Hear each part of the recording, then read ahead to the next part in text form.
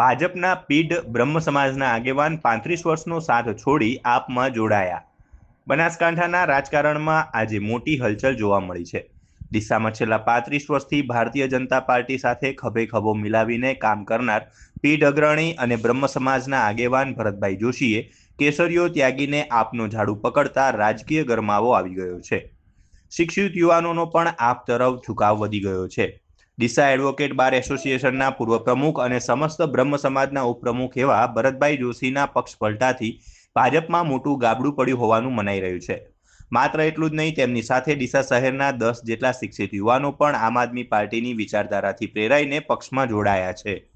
ડીસા ખાતે આવેલી આમ આદમી પાર્ટીની કાર્યાલયમાં એક વિશેષ કાર્યક્રમનું આયોજન કરવામાં આવ્યું હતું, જેમાં આપના સ્થાનિક આગેવાનોની ઉપસ્થિતિમાં ભરતભાઈ જોશી અને યુવાનોને ટોપી તેમજ ખેસ પહેરાવી વિધિવત રીતે પક્ષમાં આવકારવામાં આવ્યા હતા। ભરતકુમાર બાબુલાલ, વોર્ડ નંબર 7, ભારતીય જનતા પાર્ટીનો છેલ્લા 35 વર્ષથી સૈનિક હતો। ભારતીય જનતા પાર્ટીના વોર્ડની અંદર booth number 184, booth number 185, booth number 187, booth number 189 અને booth number 192, 193 Bharatiya Janata party ઊભી કરનાર વ્યક્તિ હતો। પણ ભારતીય જનતા પાર્ટીના લોકલ ડીસા શહેર અને મંડળના વ્યક્તિઓએ મારી ઉપેક્ષા અને વારંવાર મારી સાથે અન્યાય કરી અને મને કચડી નાખવાનો પ્રયત્ન કરેલો।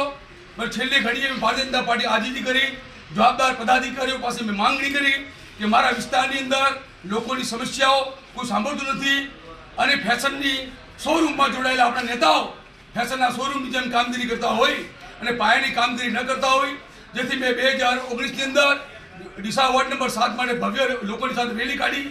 તે છતાં પણ મારી ઉપેક્ષા રાખી, ન મને સંગઠનની જવાબદારી આપવા, ન મને ટિકિટ આપવા માટે રાજી અને હાલમાં પણ બૂથ નંબર 231ની પાયાની જવાબદારી નિભાવવા છતાંય મને પાર્ટી ન સ્ત્રી સીટ આપવા તૈયાર, ન પુરુષ સીટ આપે। આટલી મોટી રાષ્ટ્રીય પાર્ટી જ્યારે કોઈ કાર્યકર્તાના ઘરે ગીરવે મૂકી અને ત્યાં ટિકિટ ફાઇનલ કરતા હોય એવા સંજોગોમાં મેં દુઃખ વ્યક્ત કર્યું। લોકશાહીનું હનન થતું હતું, લોકશાહી મૂર્તપાય અવસ્થા થતી હતી। તેવા સમયે મેં મારા મિત્ર એડવોકેટ શ્રી સુભાષભાઈ ઠક્કર તેમજ બીજેપીને એક વાત કરી કે લોકશાહી જીવતી રાખવા માટે હું ભારતીય જનતા પાર્ટી સાથે આજીવન એનો ફાળો માગું છું, જેથી મારા શહેર પ્રમુખને મેં રાજીનામું મૂકેલ અને સુભાષભાઈ અને બીજેપી અને આમ આદમી પાર્ટી ડૉક્ટર રમેશભાઈનો તમામને ખૂબ ખૂબ આભાર માનું છું કે લોકોના કામ માટે અને લોકોની સુવિધાઓ પૂરી પાડવા માટે આ જે તક મને પાડી છે, આવનાર સમયમાં પૂરેપૂરી નિષ્ઠાથી આમ આદમી પાર્ટી સાથે જોડાઈ અને લોકોના આમ પ્રશ્નોનું નિરાકરણ કરીશ અને ભ્રષ્ટાચાર મુક્તના માર્ગ ઉપર હું સદાય ચાલીશ એવું હું ખાતરી આપું છું। ભારત માતા કી જય।